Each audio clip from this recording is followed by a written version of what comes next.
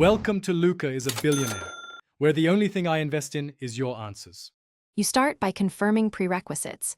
Make sure your iPhone runs iOS 14, 0 or later, and you're signed into your Apple ID. Once done, connect to Wi-Fi or cellular data and free about 200 MB so the download completes without interruption. Also check settings screen time for App Store restrictions and disable them briefly if necessary.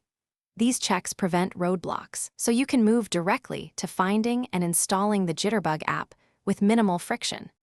Open the App Store and tap Search, then type Jitterbug exactly. Accuracy avoids lookalikes. Once the results appear, verify the developer name, Great Call or Lively, to ensure authenticity and glance at ratings and app size.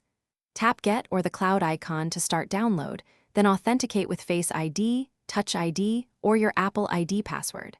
After installation, open the app and follow on screen prompts to allow notifications and location access, because these permissions enable essential features. Open Jitterbug and sign in or create a new account, then enter any plan or emergency contact details the app requests. This activates service features. Make sure you grant permissions for contacts, location, and notifications. Enable Bluetooth when required. If something goes wrong, restart your iPhone first. This clears transient issues. Next, check available storage and update iOS to the latest version, then reinstall the app. If problems persist, contact support through the App Store app page for direct.